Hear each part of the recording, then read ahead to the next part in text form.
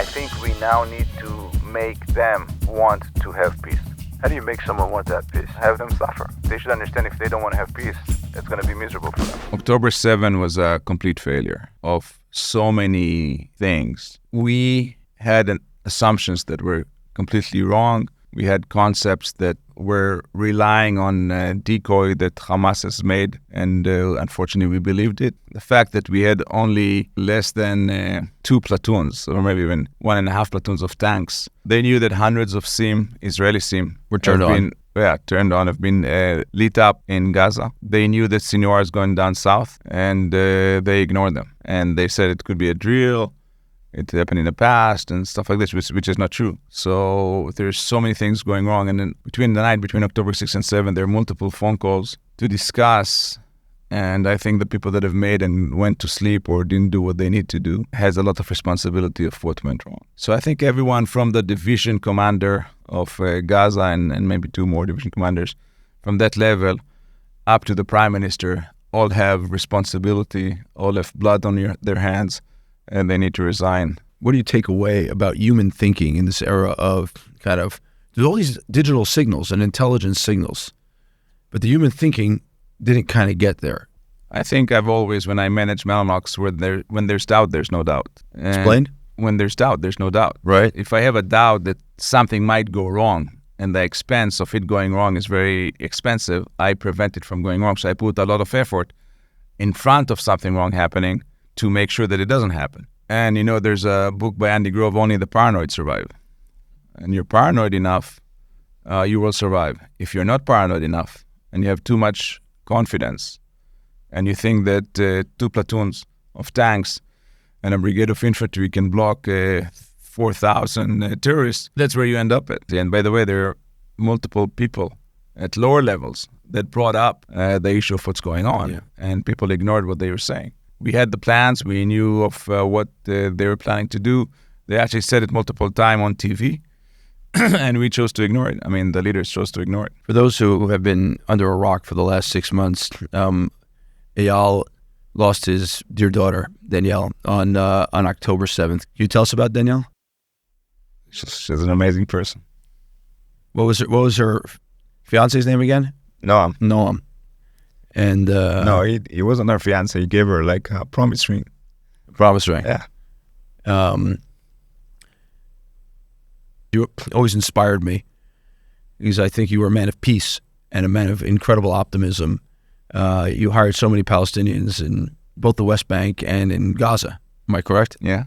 We had about 25, 30 employees in Gaza. And do you think any differently about that today? Has anything changed in your outlook? I divided 2 things. First, the short term and long term. So for the long term, the answer is probably not. And we can talk about that. For the short term, I think what we need to do now is eliminate Hamas and Islamic Jihad. This is not compromise about this. I think there's 2 units been built to take care of that. It may take us a few years, but we'll do this. Anyone that was associated with Hamas, anyone that passed the fence and participated in what was going on October 7 will be eliminated. And that's number 1. Number 2, I think in Gaza, we need to bring an international coalition led by the Arab League, led by Egypt, and the US and Europe be involved. And they should come and have 2 mandates on Gaza Strip. 1, there's no artillery and rockets in Gaza. Anything that exists goes in being buried in Sinai. And 2nd is education. Maybe they should bring the Emiratis education into Gaza. De-radicalization. I think they should have, Western education that talks about music, about science, about, paintings and love and stuff like this instead of hate and destruction. And then they should build like a local government from the 6, 7 strong families in Gaza to be the technocrat government for an intermediate period of time. IDF should retreat from Gaza within 3 months to our borders. And then anyone gets close to the fence will be shot. No questions about 800 meters should be shot like we did in the past. And then they should be the ones deciding who will build the next government, who will rule Gaza. I don't think we should try and dictate who's the next government in Gaza, and also talk about also the West Bank. I hope they'll be the same. But we should have the veto. We can say who cannot participate in the elections, who cannot be the entity to rule Gaza. So we can say Hamas cannot, Islamic Jihad not. We don't say who will, but we say who cannot. That's the only veto we have. And I hope that within time, when they change their leadership and we change the leadership here in Israel, we'll be able to create peaceful agreement, a two-state solution that will yield the right synergy between the two people, the Palestinians and Israel. I think until now, the Palestinians did not want to have peace. I think both the economic and the political leadership enjoyed a lot the current situation by getting a lot of money from corruption. And that is why they kept it this way. We always came with suggestions of what the peace agreement should look like. And I've done multiple things with I employed Palestinians. I donated $360,000 for a Palestinian hospital in Gaza. I've done a peace initiative that took about 12 months, but then Abu Mazen stopped it. I think we now need to make them want to have peace. How do you make someone want that peace? Have them suffer. They should understand if they don't want to have peace, it's going to be miserable for them. Peace comes from defeat at the end of the day, No, right? no. That's what happened in Egypt. No. By the way, they think they won. So I think also Hamas now think they won. They've achieved a lot in October 7th. Unquestionably. We should not step on their pride.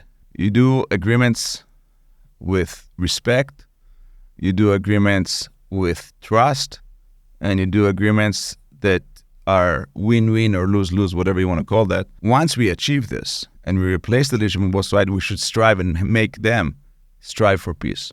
Once they understand it's better for them to have peace with us, and we also do this, I think it's the right ground to have the right negotiations to build a very significant coexistence of the Palestinian people, the Palestinian state with the Israeli state. I find it striking how optimistic you are about it, given your personal loss, and how... I think there's only one way to converge. I don't think any people can rule or be responsible on other people. It's never worked. And this is not something we should strive for. So we should do what's best for the Israeli people. And what's best for the Israeli people is to have a two-state solution. I don't think there's any other solution that is, will hold water for a long time.